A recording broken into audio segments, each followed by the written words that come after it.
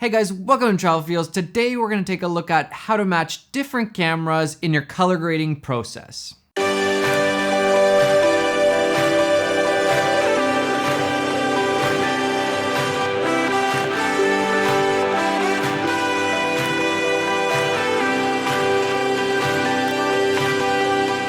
So the other day I was watching Macklemore's new music video called Glorious, and it's a really cool video. I really liked it, but there was something that I thought was kind of amateur about it, and that's when the drone shots came in. Not because the drone shots were bad in a sense, but because the color grade looked different when those drone clips came in. It just didn't match the rest of the video with the other camera. And this is something I've seen in a lot of people's videos, whether it's in vlogs or some of the videos that you guys have been sending me on Travel Feels feedback. The cameras just don't match in their looks, especially when it comes to drones. It becomes really apparent with the drones because the cameras are just so different from the actual cameras that you're filming, the DSLRs or whatever, and the color science is all different and the camera just isn't all that great on the drones, so it becomes really noticeable if you haven't color corrected the two different cameras to look the same. And it's actually not too hard to match different cameras, different clips, as long as you break it down into different steps. But it does take a lot of practice, and it really helps if you've trained your eyes to see the different colors and the different contrasts in the clips. It really helps if you're able to look at a clip and right away say, oh, those highlights are a little bit warm, or there's blue in the shadows, or there's purple in the shadows, or whatever it is. And then you can go from there and fix or match those. So I'm a really logical person and I like to break things up into categories, and when you're matching different cameras, what you really want to be looking at is exposure and colors. Those are the two main things that we're going to look at when we're trying to match the look of two different cameras. Alright, so let's head over to the computer. Alright, so we have our little edit here. There's two different cameras here. One is a DJI Phantom 4 and the other is the C300 Mark II, which is the better camera of the two, of course, because it's a $12,000 camera. But let's see how we can make these two cameras match. Oh, and just as a side note, this city is called Ålesund. It's in Norway. It's one of my favorite cities in the world. Super cool place. If you're ever in that area, definitely go check out Ålesund. So first things first, make sure to separate your different cameras onto different tracks. This will make it easier for you, especially if you have a really long timeline, to add effects to a specific camera without affecting all the other cameras. That way you don't have to search out each different clip. You have them all on one track. You can just highlight them all and add whatever effect you need to all of those clips. Huge tip, enjoy that one, you're welcome. Then whenever you're color grading, you want to start out with your hero clip, which is kind of like your nicest shot in that scene, and color grade and match according to that shot. So for this edit, I think the hero shot is this one with the two characters in the same shot. Then we're just going to take an adjustment layer. We're going to add it. Sorry, you can't see it here, but adjustment layer. And then we're gonna add it over top all of the footage. And we're gonna start off the look with a LUT. And in this case, I'm gonna be using my Cine LUTs pack, and we're gonna be using the Cine Desaturated LUT. They're probably still on sale right now, so go and check them out. Might be the last couple of days.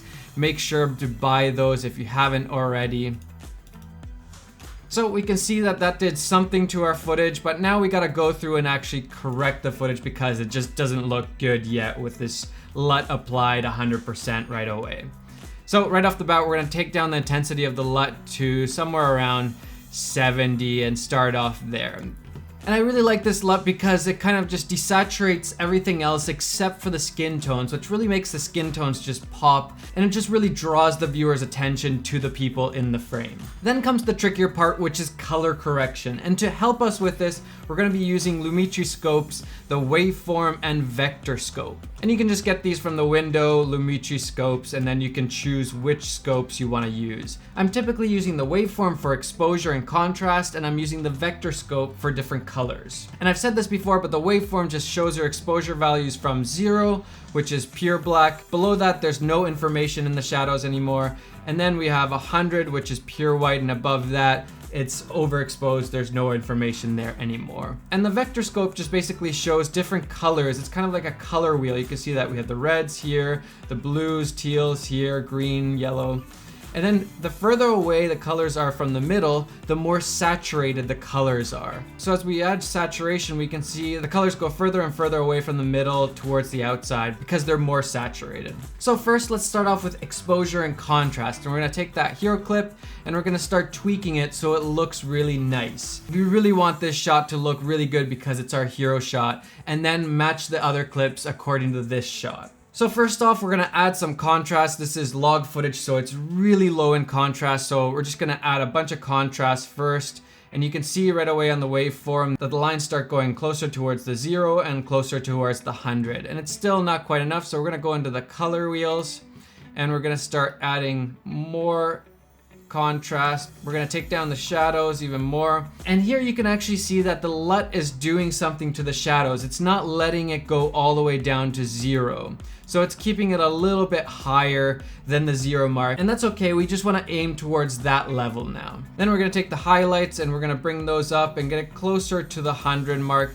We don't wanna overexpose the shot, so we don't want it to go over 100, but we want it to go pretty high. This is also a sunset clip, so we don't need to go super bright. It's not the most brightest sunlight on this frame. Then we can take the midtones and we're just gonna bring those down a little bit so the skin tones look a little bit better. And as you're doing this, you kind of need to go back and forth and finesse. So we're gonna bring up the shadows just a bit and bring up the midtones just a little bit. And we're gonna drop the highlights just a bit. I think it's a bit too overexposed. That's looking better. And so here's the before and after on the exposure changes. That's all I did was change the exposure. I didn't change any of the colors yet. We're just working with exposure first. You want to take things in steps, bit by bit. So first, start off with the exposure already. And that's looking much better than it was before. Next, we're gonna take a look at the colors. And we can see everything is kind of going towards the yellow-orange section, which means that this is a little bit of a warm clip. And that's okay because this is sunset and it's supposed to be a little bit warm. If it was pushing way over to the blue side, I would be a little bit worried because I don't want this to be a really blue image because it's sunset. I want the audience to be able to feel the warmth of that sunset. But it is a little bit desaturated right now. The lines don't go too far out from the middle, so we're gonna add a little bit more saturation to this. And you can see the lines go further out here. And I also wouldn't mind getting a little bit more teal blue into the shadows. So we're gonna go into the color wheels and we're gonna take the shadows towards the teal blue. And you can see that's kind of changing everything, including the skin tones. So we're gonna take the midtones over to the orange to kind of combat some of that. And we're gonna go back and forth until we have a nice little image here. And now if you wanted to make this more warm, you could take the highlights and bring them over to the orange. You can see that's also affecting the skin tones. So if we did that, we would actually bring back the skin tones a little bit. I don't actually want it to be that warm, so I'm gonna take this back a little bit, take the highlights down, and there we go. Let's see what the color wheels are doing. That's looking pretty good. I like that. So we have our hero clip. Now we're gonna move on to the other C300 clips, and we want them to look as close as possible to this hero clip. So we're gonna start off by just copy and pasting the corrections and seeing what happens. And that's actually not too bad. If we go back and forth, and we look at the vector scope and the waveform, they look pretty similar. The waveform is a little bit different. On this clip, it doesn't go quite as high up, so we're gonna just add a little bit more into the highlights here. And we're gonna drop down the midtones just a bit because the face is overexposing.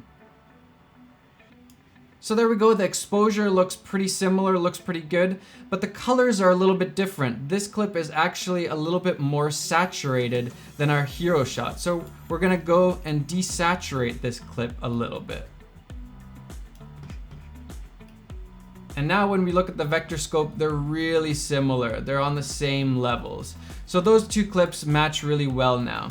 Then we're gonna go into the third clip, and again, we're gonna copy and paste this hero shot correction, add that to there. And here we can see that the exposure values are a little bit different. Here we have the sun in the background, so of course it's gonna be a little bit brighter, and that's actually okay because that's the sun, it's supposed to be really bright. But we are gonna play around with the shadows and midtones just a little bit. So we're gonna go to the color wheels and we're gonna actually take down the shadows just a little bit, but then we're gonna up the midtones just a tiny bit. And that's changing the highlights a little bit, so we're gonna take down the highlights just a tad. And now that's looking better. And then we can look at the vector scope and we can check out the colors. We're in the right range, but the saturation is definitely a little bit less on this last clip. So we're gonna add a little bit more saturation to this clip. And there we go, now we're pretty much exactly at the same levels. So that's looking really good. Our 3 C300 clips are looking great. They look really similar, really good. And now let's take a look at the drone clips. How are we gonna match those C300 clips to the drone clips? And this can be a little bit tricky because the sensors are just so different. I mean, we're talking about a $12,000 camera on the C300 Mark II, and then a tiny little camera inside the drone that's not that high quality. But how can we make both those cameras look a little bit more similar so that the viewer doesn't notice that, oh, this is a low quality camera and now we're on a high quality camera?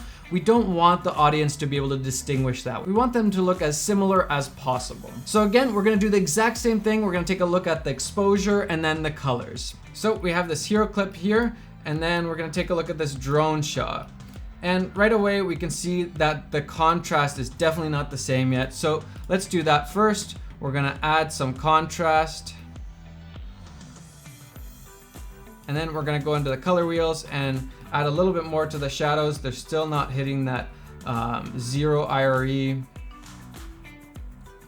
That's looking better. And we can see in our hero shot, the highlights hit about the 80 IRE. So we're gonna try to aim for that same amount on this drone shot. So we're gonna take the highlights just a bit down actually. There we go. Now we're on the same levels. So now the exposure is the same on the two different clips.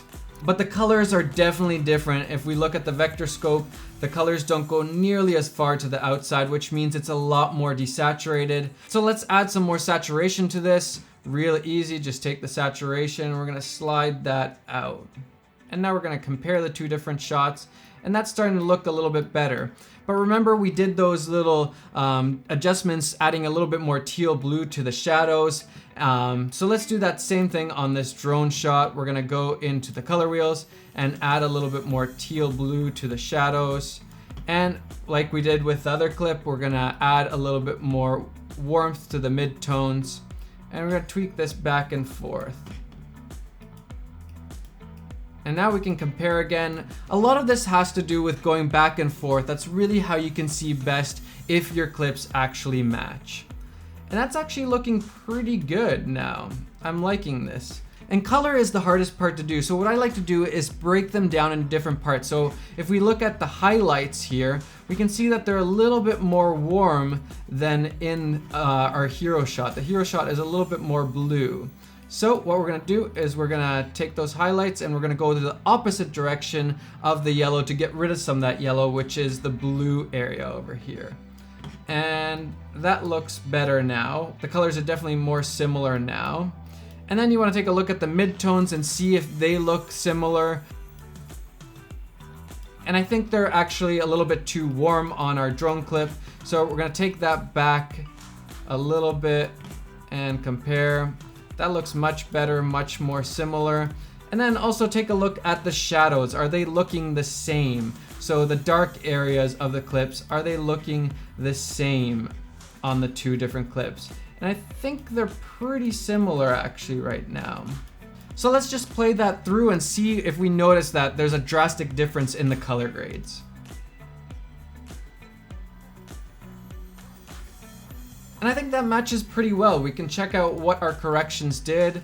They're doing quite a bit, and it's just really helping to just disguise that this isn't the same camera flying in the air and then on the ground. And then we can just take that same adjustment and move it to the last drone shot here. And you can see that it didn't quite work out. It's not the same exposure on this. So we're gonna have to fiddle around with this a little bit. First off, we're gonna take the midtones higher up. Keep the shadows down a little bit just to correct that. And we're gonna keep the highlights at the 80 IRE, which is what we chose for the hero clip. That's looking a little bit better. It's still pretty dark, so again, we're gonna move up the midtones and brighten this image up a little bit. And to keep those dark shadows, those real blacks, we're gonna bring down the shadows and just keep going back and forth until it looks the same. So now if we compare it to the other drone shot, It's looking pretty similar. And we can see that the first drone shot has a lot more saturation than the second one. So we're gonna actually add some more saturation to the second one. Keep it the same. Now they're looking much more similar. And there we go, the color grade is done. They're looking really similar. The colors match really well. And you can really work on this a lot and just finesse it forever. But at some point, you're just gonna have to put it out there and be happy with it. So there we go, that's how I would match different cameras when you're color grading. And really the key here is to take it in steps. Start off with the exposure, the contrast, make sure that's good, and then look at the colors, look at the highlights, the midtones, and the shadows. Check that the colors are all good in each of those different areas. And again, it really helps to use the waveform and vector scope tools. It's a little bit hard at first to understand what's going on, but once you start using them more and more, you start realizing how useful they really are. They're just a scientific, unbiased way of looking at colors, because our eyes can kind of mess with us sometimes and we don't see colors the way they really are always. And again, if you want to learn more about color grading, I have the color grading course. You can check it down in the description. And also check out the Cine Let's Pack. I think they are still on sale. They should be. They won't be on sale for too long anymore, so make sure you grab those before they go off sale. I hope you enjoyed this video, and if you did, hit that like button, subscribe to the channel. And guys, enjoy the filmmaking process and go get some of those travel feels.